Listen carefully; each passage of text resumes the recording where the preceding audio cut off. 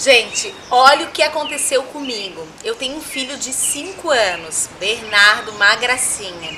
E aí, eu levando ele para a escola, simplesmente ele perguntou: mamãe, eu já entendi que o papai coloca uma sementinha na sua sementinha. Mas agora, como é que ele coloca? Gente, eu parei, respirei e respondi.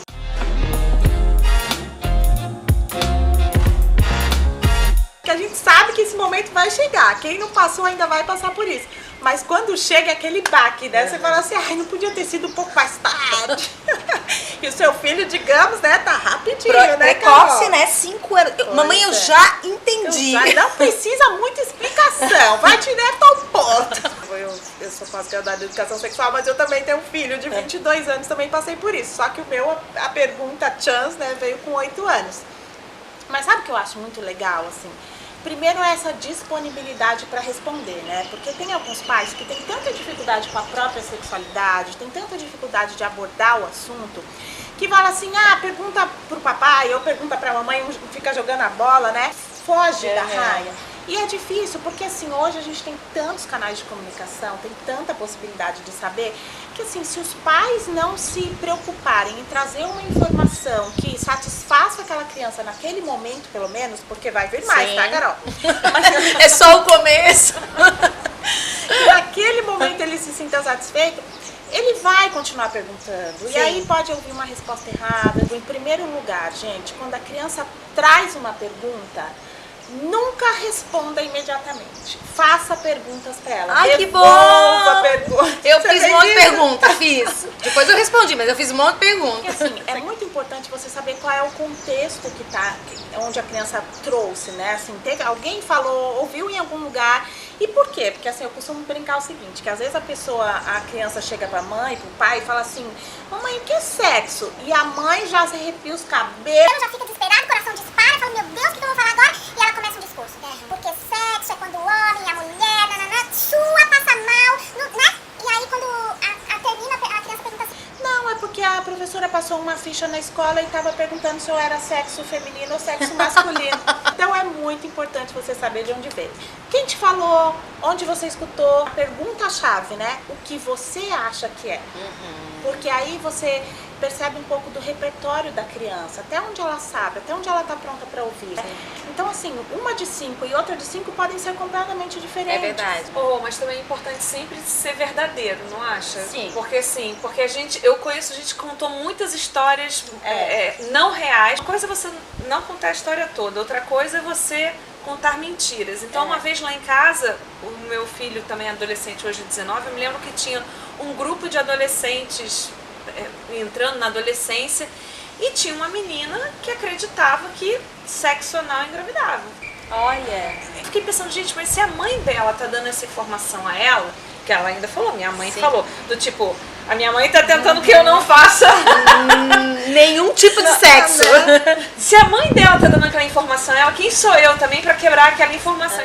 Pensando nas fases que eles passam, né? Por exemplo, quando ele começou a namorar com 15, foi aumentando a intimidade com a namorada, aquela coisa. A gente já tinha tido várias conversas, ele já tinha feito as perguntas a lá Bernardo, né? Mas aí ele queria saber melhor, porque, né, tava começando a vida sexual, que tava com medo de engravidar a namorada, de fazer alguma coisa que desse errado, digamos assim, né? E aí ele ficava me perguntando, tá, mas como que é? Quando? Por que tem que falam aquilo, a pílula do dia seguinte, o período fértil e tal, já trazia um repertório muito mais rico.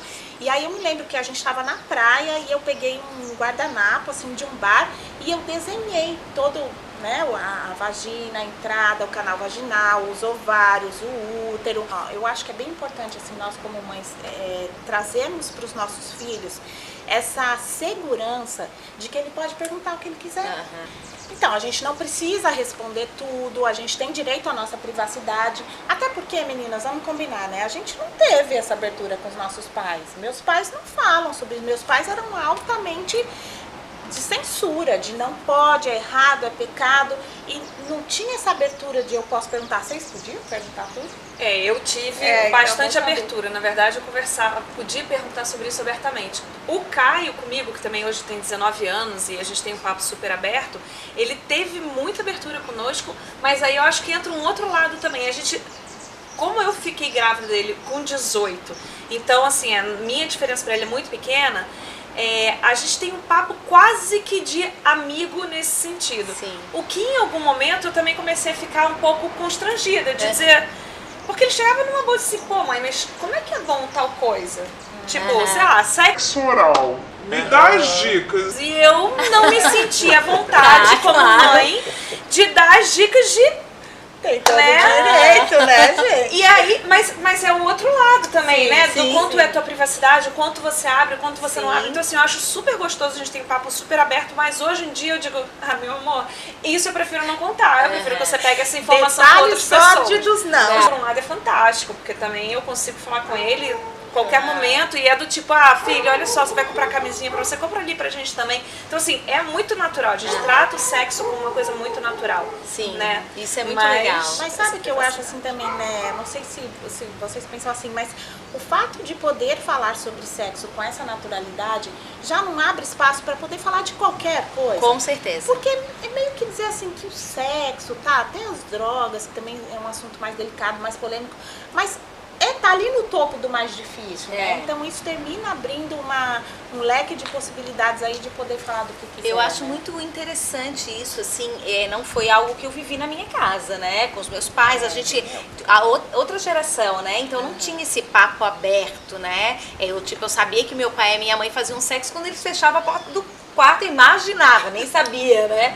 A minha mãe sempre usava a porta fechada em casa.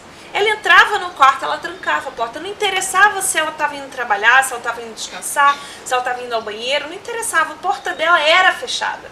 Então, Era o lugar dela. era o lugar dela. Então, eu nunca sabia se eles estavam de porta fechada porque eles iam namorar ou porque eles não iam namorar. Já na minha casa, a minha porta vivia aberta. E, eventualmente, quando precisasse fechar, começou a ficar mais complicado. Mais constrangimento. Então, assim, eu confesso que eu acho que a estratégia da minha mãe de manter a porta 100% fechada para Aqui esse tipo é a de coisa, minha aqui é o meu espaço. Eu achei uma estratégia interessante, mas que eu só entendi agora como mãe. Porque quando pequena eu achava um saco não poder entrar. E talvez por isso eu tenha mantido a porta aberta. Eu tô no tempo de mudar a estratégia ainda, porque a minha porta fica aberta. Com certeza. Eu acho importante o filho saber que, independente do que eu tô fazendo, é o meu espaço, é o meu lugar, é a minha privacidade. É né? verdade. Muito Boa legal. dica, aprendi. com Não, e vocês. essa coisa da maternidade, ainda mais com pequeno, criança pequena e que dorme no quarto, que fica no quarto. Tem um momento que você precisa começar a entender, ele precisa começar a entender que por mais que você seja mãe, esteja ali pra ele, você precisa cultivar a individualidade também. Porque depois isso vira um rompimento difícil. E verdade. esse processo de rompimento, esse adolescer, pra mim foi bem complicado, assim. Até porque você era outra adolescente, Individuação. né? É verdade, também é. Não. Nossa, a minha pergunta foi muito respondida por vocês. Assim, aprendi que bom. muito, porque a partir de agora eu realmente assim vou adotar novas estratégias e eu ainda tenho um longo caminhar aí pela frente com o Bernardo, né? É verdade. O Bernardo Vem muita vem coisa muita por aí. coisa pela frente.